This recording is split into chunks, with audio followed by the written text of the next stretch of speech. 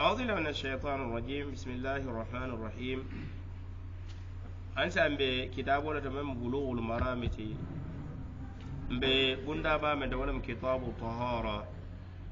وكتاب الطهارة بندا رجل بن باكرو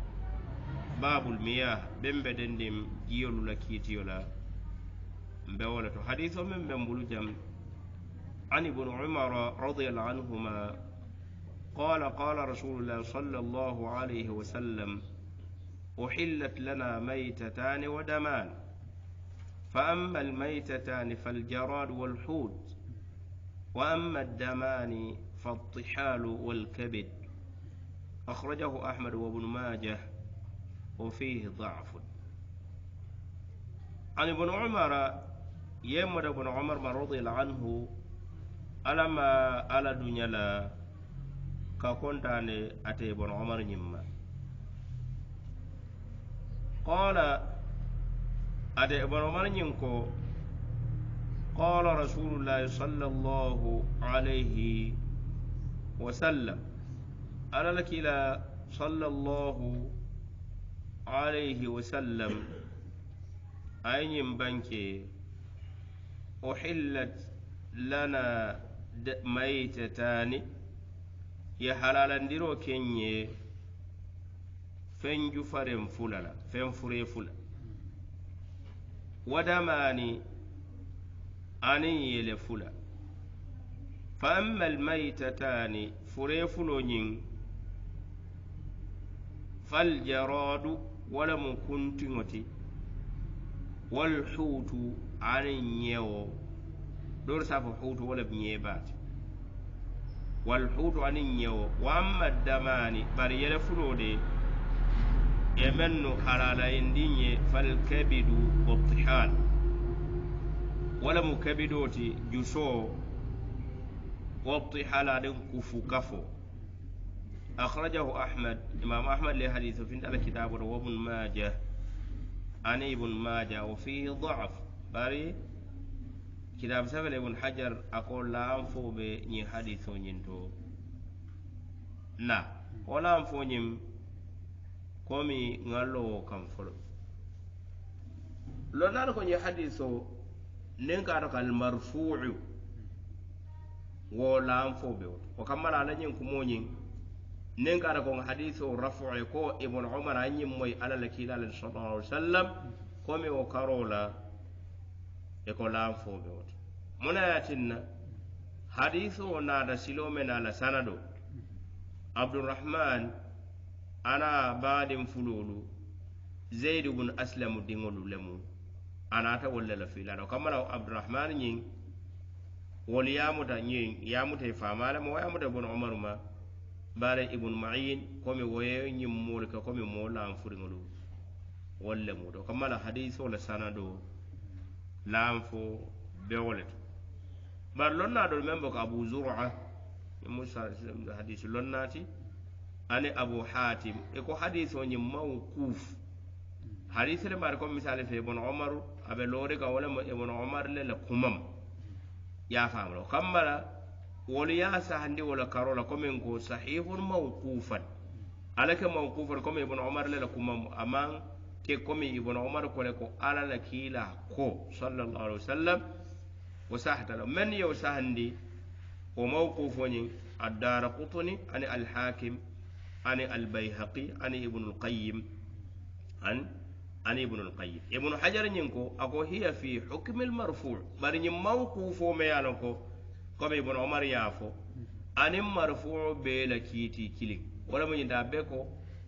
امود على لكيلالم يكو من كمل باي سايبو لا فكو احل لنا كذا ورا حرم علينا كذا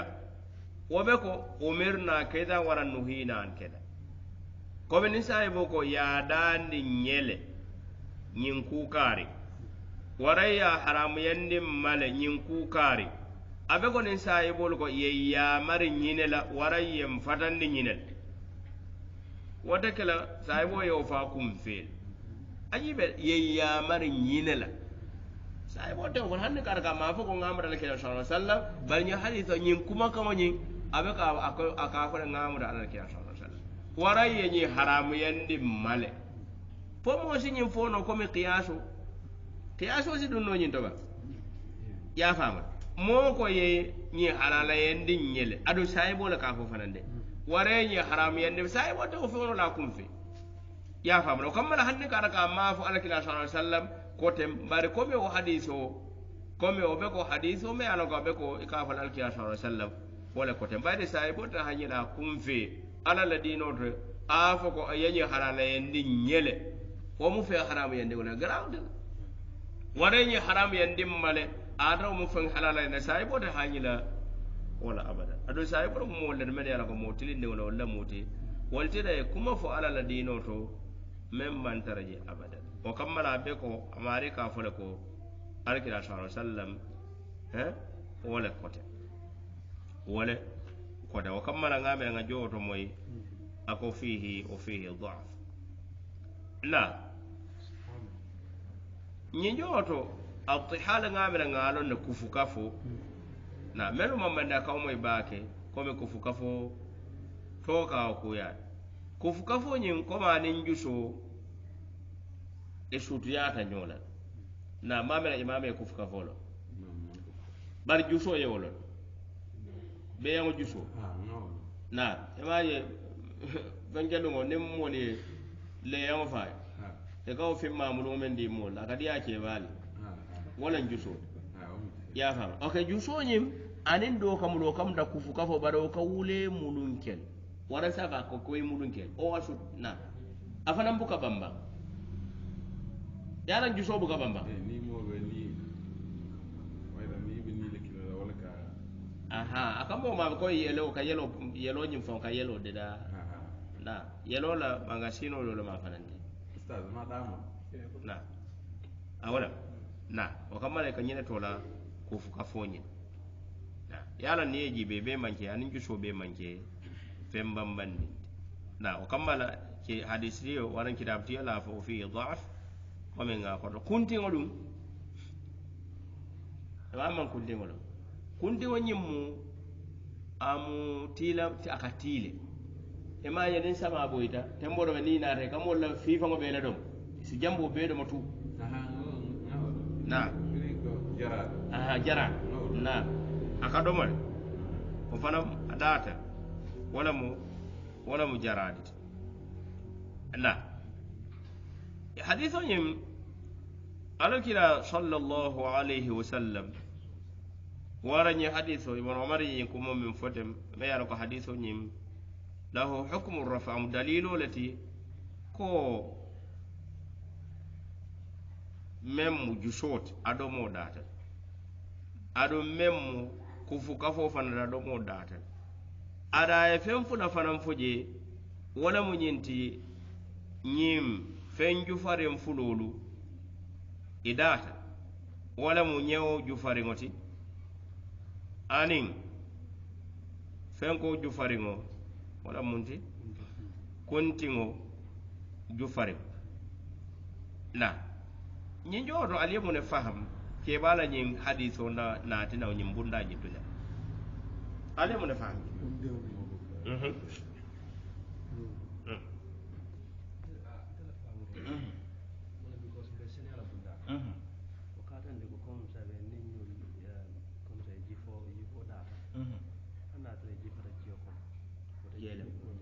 na ya faham mada ba ko mi jabe ni ala melonde ko be ko fenji farigo ya faham fenji farigo ka fen ko sore wonde ba bari fen men jufara ko ma kana mante bela kana mante o kamala yelo nyimbe fudi nga kono je ya faham no kamala sike fenti me ala ko fenji farigo sila ne fen o jufara na bu da jiyo ko jiyo nyimbe ko solo wata ko solo abe ko solo bari sila fen me ala ka be sene yari ne o bula da jiyo nyin kono hanne kata ka fure wonyine be seneyare membe ko kuntingo be nyame wara membe ko nyewo be nyame be seneyare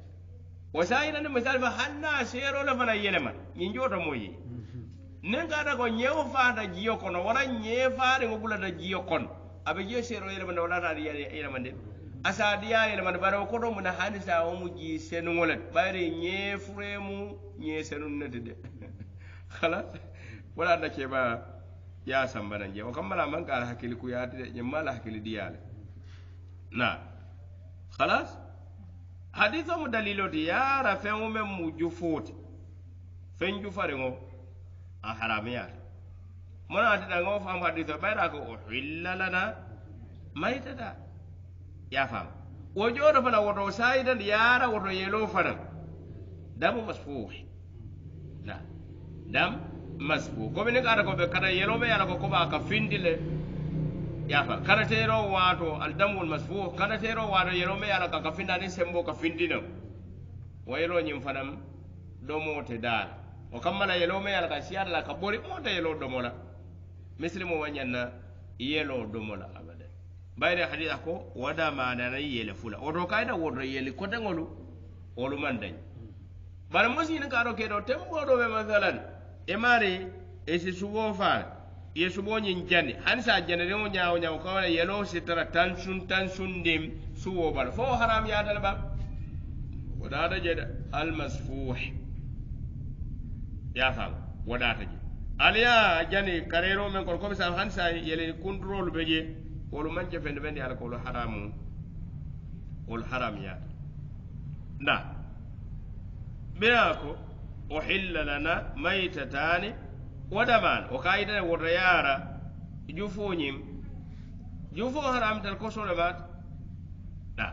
bara ma be fode bira e ñin fen jufaren fulolu bonde je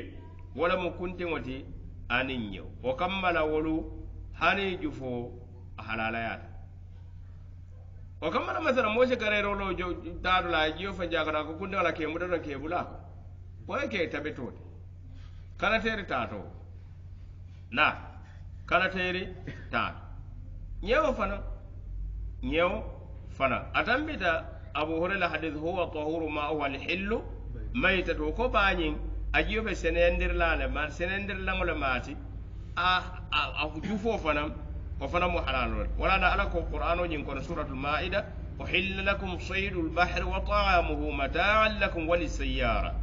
يا حلالين ديو كلا با على ديما فهم أنم بالا على دوما فهم متاعا لكم ككالي منفمت نفات وللسيارة ننت عمل الفني ابن عباس ينكر صيده ما صيد فيه صيد البحر ولم يمن ديما باكون même ba kono fengole a ñew hanna ñew kam ndara ko molem na ñew do risla je hanna ñew kam ndara se wolem o be si sodo ba ko ansa ñewole mu men kado na akoto amuhu ma qadhafa bae men fay na o kammala bae men fay banta sila na fay ñebu ka balu bantano ay meno ya fam o kammal ko bisa nyewo do ka tara je imma bala kamendo al mad wal jazr ya lam ba ka wasot isa baaje ay mur ya fam ay na ko da jibale wata ta e ka walto al mad wal jazr ya fam ba ka tara wala halo nyinya tembo do sa ko ba ja ta lay pous tembo do be base fa nyorna o ko no tembo do basi nyewo do mu da nyewo do fay nyewo do la si jaa bu jina wol ko ko mi sa be silam biri fudada nyewo e ba kono lo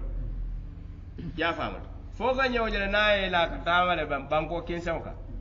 akana wonjira ko o ko mala silam nin jiyo be bota ko do ba ja ta ko do nin nye ba ma be faala o joto lo bare ba e ba kono ka balu no wala na aka balu no do kambara wonye si soto no la jiyo e ja ko do ay fa na nyemu dalila ko me ko nyewo nyi hana jufari ngomu ad halalo le mat barana hadithu fana hadithu jabir ko kele dole ka hadithu kunto sudiyate bedinga o kele gonna amiro ma abu ubayda le sudiyandiro kamala barin konko batale ndol say bolo jihadi kelo nyin kon bari ba ma sha Allah nye ba ka dangole fayin nyinan nye furo ya fa bayre bedin ba fay banda abe banda le sila be fala yiyo bota kodol jabir ko nyewu nyongon dol na manaji abada e ka nyewu nyin to ambar al ambar nyewu to molet ako karo la hafo ni wonye ba kilo be nyola mbado mo nye ba kilo wonye wonye bala ko fen ko do subu kunto do ni ya kunto akamta turare ala waro ñewñin na waro sababu kammal ya famu abu ubayda ko la amiru abu ubayda ñewñin na kulu kilin o kuloñi yewona landite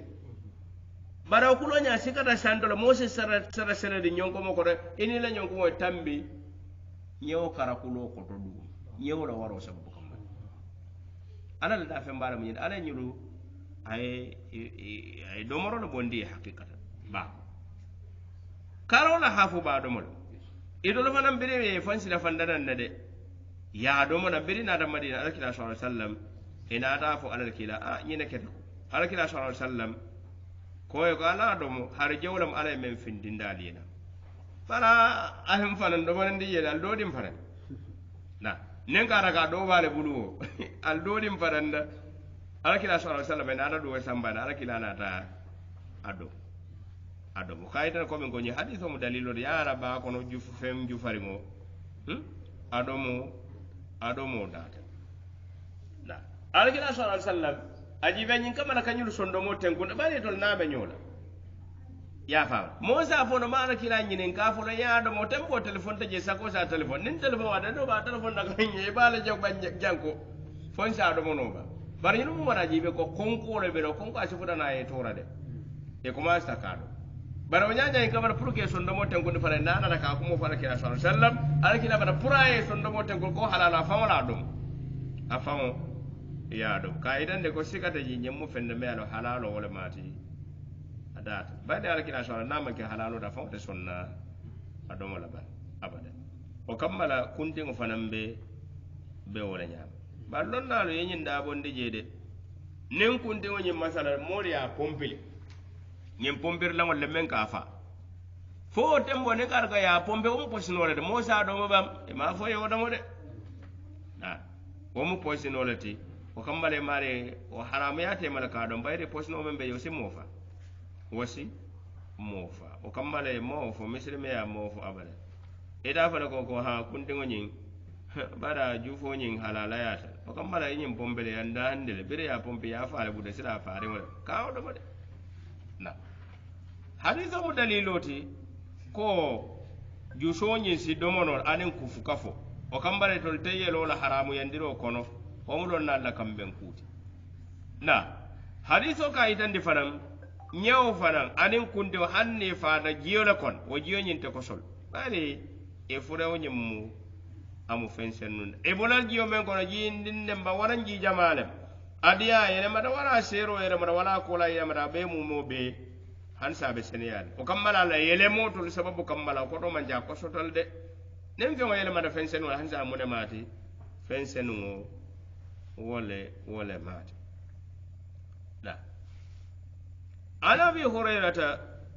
قال رسول الله صلى الله عليه وسلم إذا وقع الذباب في شراب أحدكم فليغمسه ثم لينزعه فإن في أحد جناحيه داء وفي الآخر شفاء أخرجه البخاري وأبو داود وزاد وإنه يتقي بجناحه الذي فيه الداء عن أبي هريرة ينمد أبي هريرة رضي الله عنه ألا دنيا لك كنتانا قال أبو هريرة قال رسول الله صلى الله عليه وسلم ألا لك لا يا بنك ألا سلا أكي ساما إذا وقع الذباب نم سيونين بويتا في شراب أحدكم ألكون كلنا من دنجيو نينكون فليغمسه أسسيو نين مومو بيتونندي ومن دنجيو كونودي ثم لينزعه وقول أسنا سيو نين بوندي ومن دنجيو كون أبكو مولا ينكا منكما أكو فإن في أحد جناحيه داء كاتا كمبان فلولو كيلين ونيم كوران ولا بيوت بويسينو ولا بي وفي الآخر شفاء باردو كدو نينتو جار الله ولا بيوت ولا فن بجي من سك جار الله ونينتي وبمن جار الله كوران سببو من با كمباندوتو كمباندو نينتو جارو سببو بيوتو وكوران يممن بكمباندوتو سبحان الله أخرجه البخاري ولا حديث في كتابه وأبو داود يعني أبو داود وزاد أبو داود يا لفال في لارلوتو وإنه أدسيو نيندي يتقي بجناحه الذي أكافا تنكن دا كمبانغ لا كمبانغ ما يارغو فيه دا كورانغ بي كمبانغ من دو كمالا نابي بويلا برامو موبي كانا تونين sila ka fanta kan mena sila be boy lawo karolo kan kan bawo me alon ko kuran be je ya fama la boy or sila mu mela bete amu me be de tunen ya fama amu me be de tunen na be ka ka fan karindi mu me tunen o mana silan da jinga mala mu me be kana tunen aw kan bawo me alon ko kuran be de bento sila ka boy wala ka dun jiyo nyin ko wala ka dun jiyo nyin ko hadithu nyin البخاري حديثه في لندي ونرى بنا إذا وقع الذباب في شراب أحدكم فليغمسه نعم أنا أعرف أنا فهمت إن بنا دو فنانتو إذا وقع الذباب في الإناء نعم في الإناء حديثه للفظ فلان جونين ولما أبو داود لا في لبرانات وتقول إذا وقع الذباب في إناء أحدكم فاملقوه فإن في أحد جناحيه داء أو في الآخر شفاء وإنه يتقي بجناحه الذي فيه الداء فليغمسه كله لا وحديث نيم أكو نيم سيو بوي دال كونو تشاينلنا تشيران كون يالا نيندو يجيلا ما فيمولا وكمال سلان تشيران كونو فانتاول بايده تشيران كونو جيلا ما فيمو ستراجي تشيران كونو دوموري جارو ستراجي ميم كو مانو يافا barna boy da mano kono wobe ka tunande mano kono de fen jaro ko do jaro tembo ka bon lana dandana mennu ba dandan wala do moroto yewul bondi je fay yewul bondi je fay na akani sa tunende jiyo nyin kono o ceraw nyin kon bayra kam babudo do nyin kurang le beji do nyin jaralo sababu be won bara nyin kam bando nyin kurang be da ka fantan kandi wol o kambala falyaghmisu kullahu asamu mewbe tunende asamu mewbe tunende حديث نيم نعمل فهم حقيقة لا نيجوتو أركنا صلى الله عليه وسلم يا مرلوكي قال سيامو مو بيتون ندوكي يو نيكون من مسببوت لنا لكو بايلا كم بندو نينتو وجوتو فمول بجميع لكو بويسين ولا مود كنو ولا با كم بندو يا فام برا كم بنفلان جندو نين wo kuno nyin jaral lango be wala to de ya fam wo kamala jamis le beje ko min ko poison le beje bare poison membe bacteria memba kam bando do nyindo men ka ofa wala be kam bando wala be kam bando o mu ka ko de haqiqa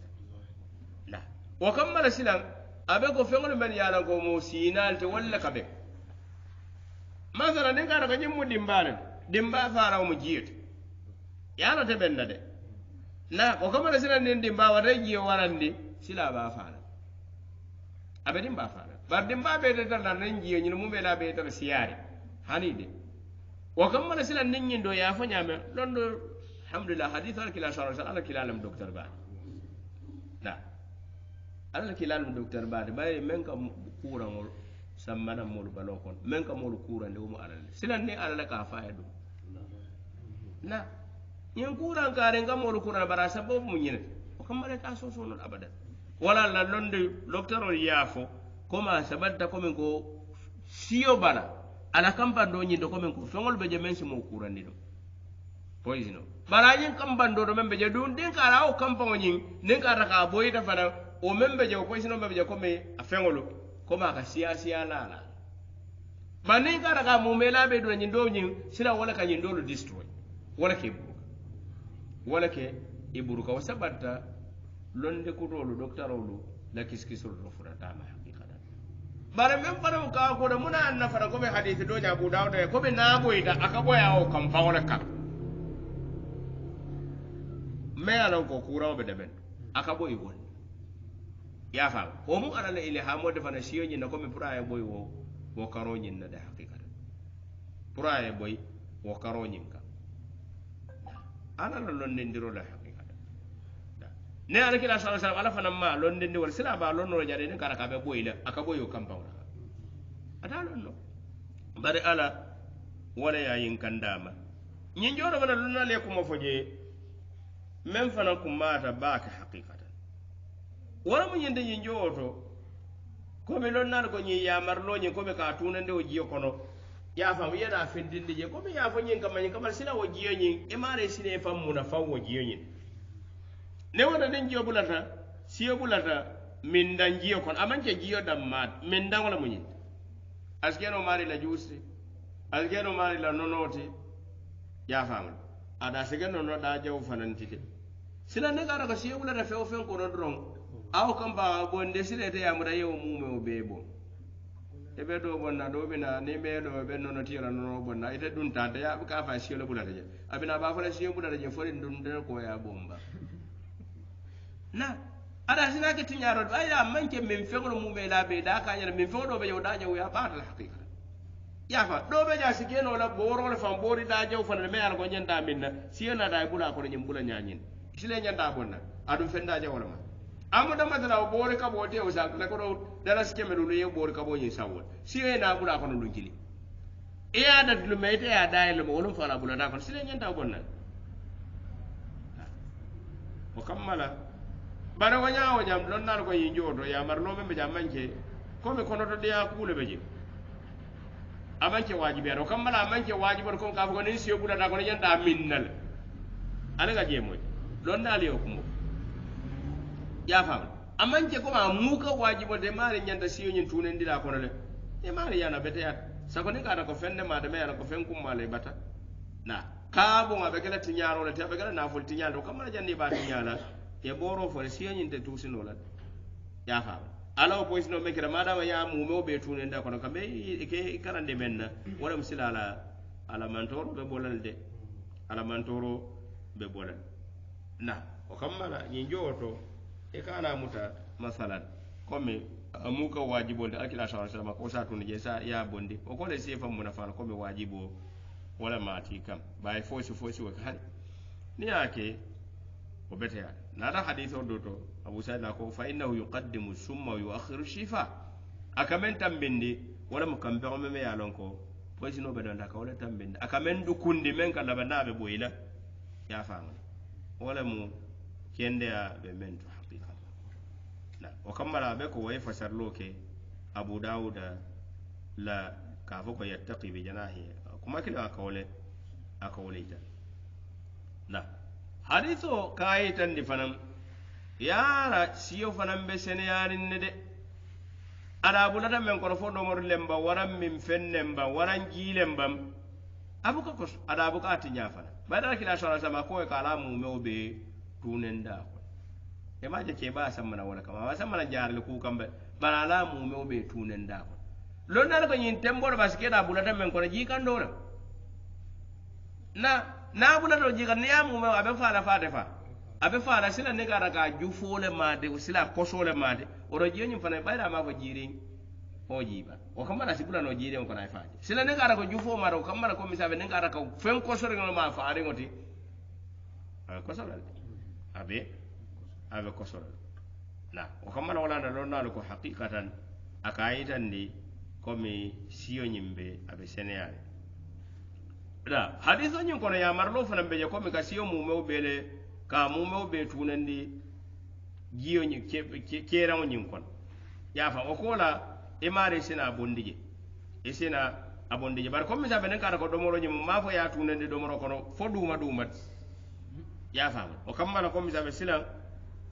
isa bondi adanda wala men fana be yewulu fay na alkina sallallahu alaihi wasallam ayo fo nyin kamana purka bondi mari si fanna fano abulata men kon atunan do fana sababu fulade ko fana mu karandiroti men ku mata ba ko be dawala ne kara ko mare be dawala e mare be molu karandile ne ku maf dino la kudo ne kara ko sababu be je mol si men fahamu do sondo mo ko mi sa fono nyinde nyin ku karen kamane nyin ku karen kam ma ay sallallahu ne ko mo siyo bulate yena ko ka fo mo ka be mo mo be tunandi ke amare be jahal la siyo be siyo kan nyun nakar silam be mo be tunandi ay tara kara kam bangina kar ne mo wala fi sadina mo be bula kono ya fam sila foy kela jakalo bo be bala ya fam kela jakalo bo bala wala mo nyinta tunen do nyine ma sababote nyine mu a sababote bare nga fa nyamen ko men go do de dar le be nyin jodo hakika bara manke ya marlo men be je ko men ko wajibi ya ako wala itande bara karandir la silalem kunendir la sila de dar la sila lonnalo ko siyo nyim fana lonnal hakil diya siyo nyim na jufata afele na bula da fen ko hadithu ay da man kos o je nyim man koso bare muna na man koso bayri siyo may yelo soto nem fen o jufata yelo men ka dara marali katara mutari nga jako no akatara kafra ja do kon siyo may yelo soto siyo mam yelo soto o kambala jufare ngonin o manke kosot iye kiyasiro ke siyo fana ga lonnalu fe wo fen fadam nin kara ko madama yeli taala o fanan be seneyarinda madama manke komi fen yewundiŋol aka wulu wolel aka bolel bal fen yewundiŋol tara nin kara ka bo fen yewundiŋol bala silabe kela fen yewundiŋa be wala kiitiyo taala o kammala meŋ be ko taaliŋolu taaliŋo bulatele jii kono yeli taala meŋ be ko ɗum dumalaŋolu meŋ be ko menemeneŋolu yafa yelita ñe muwe meŋ be ko kumo yeli taala na membe ko kumo ba dindo be jafana ka bundiro ko ba ka fa nyaari dondolo be je dondolo ba ringo fana beje hani sintam na yulu be man ke fende ben yala ko lu be yeli tele ko mala lu be da ba ko lu be da ba ko na susulalu fana yele tawol jolo jelo mana boga yelo mol yelo mi bar susula fana ka yelo ben bar silan jolo yelo bana fa yelta ale mo wada ba yelta sisila yelo be wala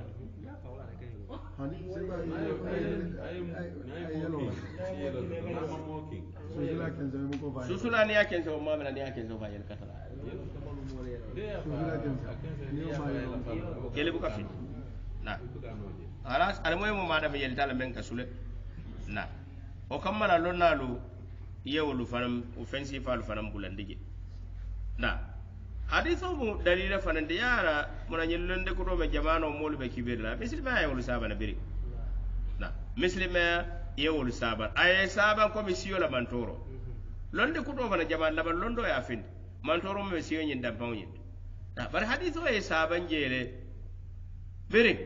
baro yoro bana ko me ko kukilin si o faamu dino nyin kono wala man nyin ko me saben to la dino mbuka londe jamana malla londo ka nyin kamana sabe ko membe na dino da sar la wara wensa ya fam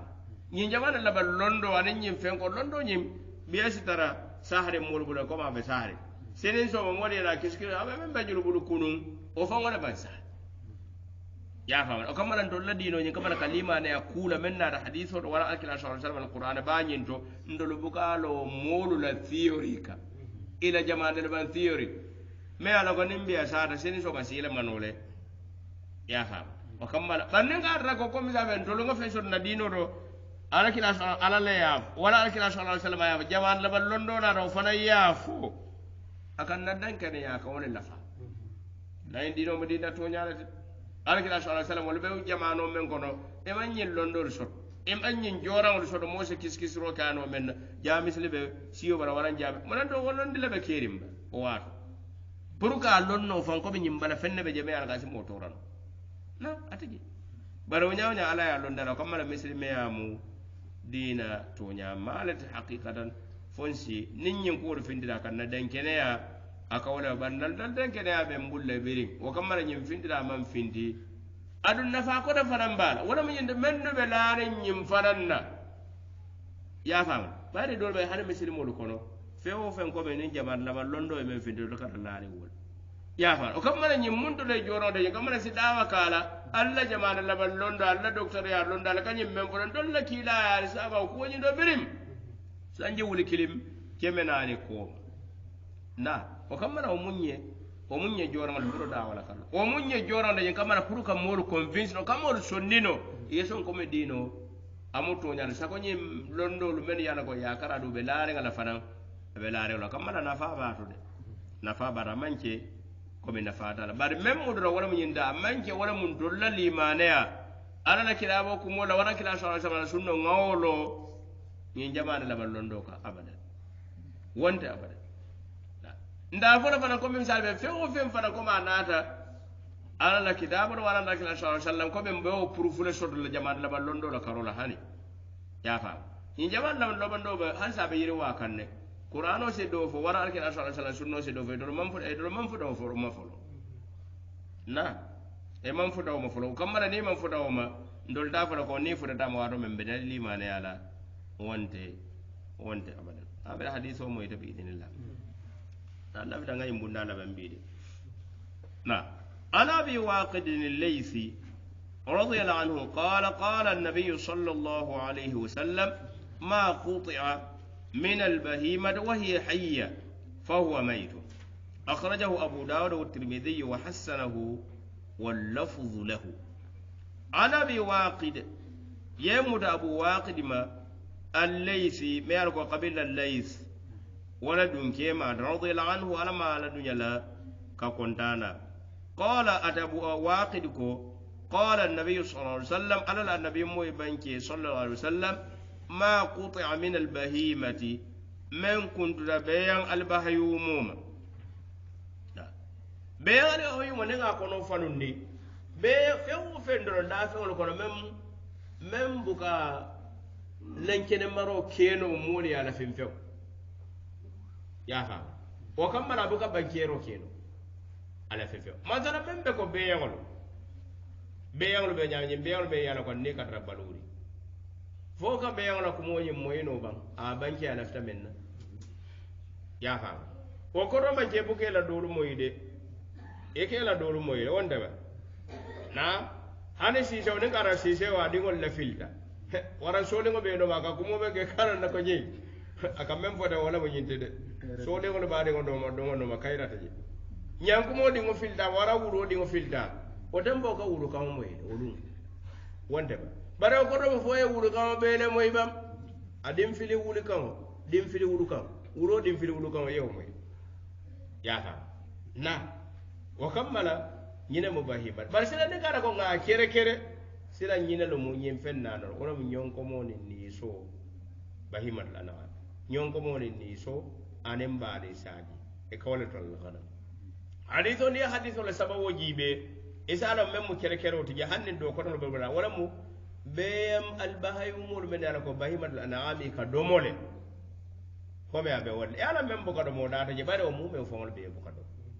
ne hadithu ra sababoji be ko mara wala bi nyonko moti anin ni so anin sa yonimba hadithu sababu ala kila sallallahu alaihi wasallam bera bayim bayta ta madina ay tara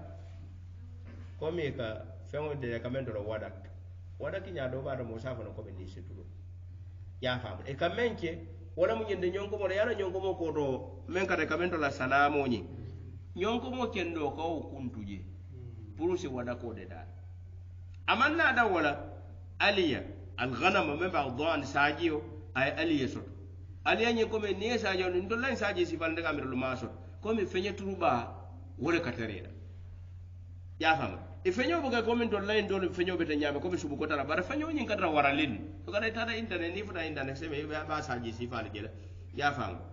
na e fenyo turo nyin ko ma kadra waral subu kadra je ko fana atara to madina ko be tade ka o kuntu e ka wada ko da ko me ma fala nya fo ba fala ni tulo rambe mun ya fa ko ba tulu mala fat grace e ka grace e ka wada de da na ko ma tulo le atulo ka da nyinel sila ajiba kendo nyuru kendo ka kuntu bala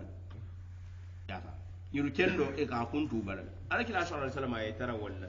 e kaw bere mi seba alakila sallallahu alaihi wasallam ata banke ko ma quta min al bahimati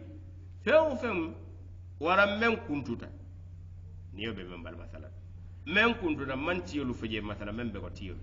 wolu data ma qut'a min al bahima men kuntuta be yan al bahima men be ko saji waran nis ha waran ba waran nyonko me asufolu wahiya hayya atara kendol fanam fa huwa mayit wa kunto nyi men kuntuta je on fen jufari golet abe jufarim ko feŋo be a kuntuta bara wo jufo be ñaame nen feŋo be a kuntuta bara wo jufariŋo ñiŋ kosotal meŋ kuntuta bara a ata kendo fanaŋ kosotal ka bota meŋ bara wo faariŋo ka koso ñaame nen ka ata ko a jufata le i maa kanate saaji ye jufariŋo a kosota fa maŋ koso wo kamma a kendo niŋ ye feŋ kuntu a bala a kendo wo faŋo fanaŋ be koso la ko saaji yeŋ furewo ka koso ñaameŋ maadama a kanamante ما دام أكان مدى وكما الحديث وقرب أخرجه أبو داود لحديث ينفيلا والترمذي عن الترمذي وحسنه الترمذي حديث حسن واللفظ له ينفور فوق ونين ترمذي لا أناتا ولا حديث ينفور يعني نعم لنا سبلا يوفجا لنا فهم بكني حديث فو كتاب الأطعمة والصيد بنا بابا كدر دين دومو فهم لانين دي مر فهملو akadara de akaseyin ka wala ya fam barke ba nyin ko ba sammanan nyin den kira nyin to ya fam ko ma sayitandi nem fen kuntuta fen kendo nyimbal ya balo sufo do kuntu men kuntuta silan jufola ne o jufo nyi war silan ni o tabi fen kon bare o mo fen ko sori wala khalas o rasila hanna no be udla to ye ji ka kono o ko sol na bula da ji fana kono sila o fana be kala ji ko sori wala la ke ba kilo di ada hakil ko anda nyinde kay hadith o tamar ba hakil di ala mu haqiqa bayra ala miro fudara nyimma ala kiskis ro fudara nyimma fa hakilo nyimma no kay samara mu hakil di ala ti men warta ba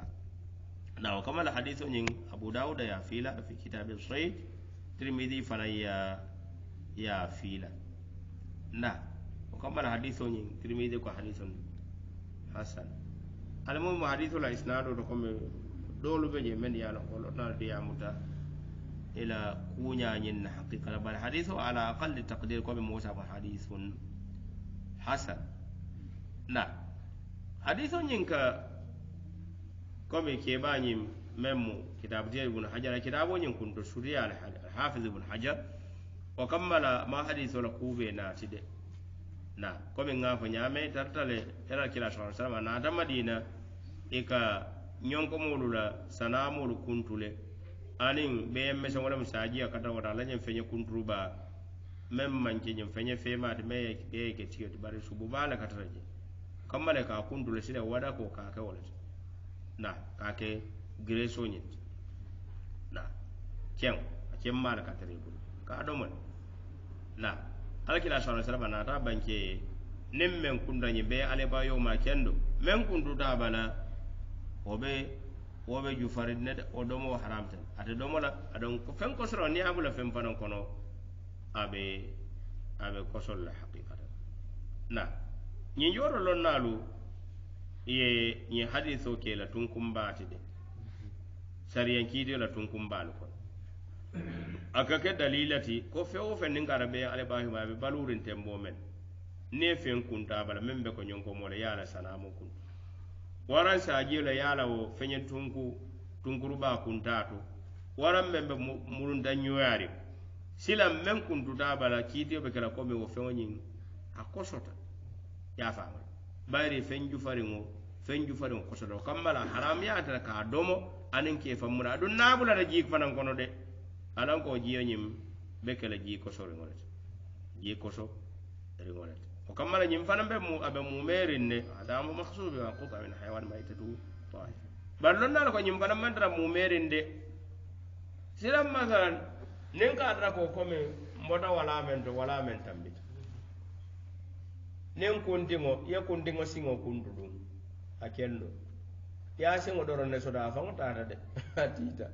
wala o sen kundo nyin asi domono ba mana da be domono la bare o fango jufo mu senere ya fama nyawo nyimbala nyawo kendo le do kunda bare afere nyawota yeɓen kunta bala sila jufole waram o manke jufati de yafama o manke jufati abada ɓayde hanne ñewo faada furewo faŋo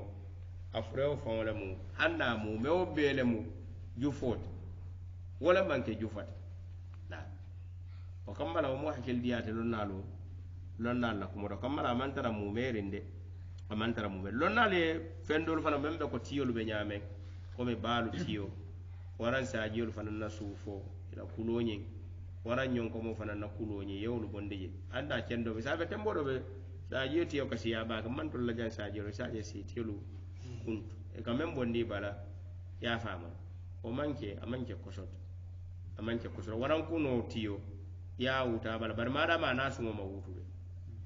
na suŋo wututa woni yelo la ka fenti watte ya fama ko mala yelo be wutu de bari comme ça nin kata ka tiyo ñi ya kuntule wara ya wutu biri ya wutu fana ni jelema ama wuta suŋo la kuput bari comme ça ya tiyo kuntule madama bari yala ni sila nin kata ka ya wutu ten ani yelo ka fentile ngabra nga hadiso fam ñim bonda banda ñene to na wala na la inshallah be bunda do be babul ani o fanan kum mata baake wala kidi jama be den ngala wallahu a'lam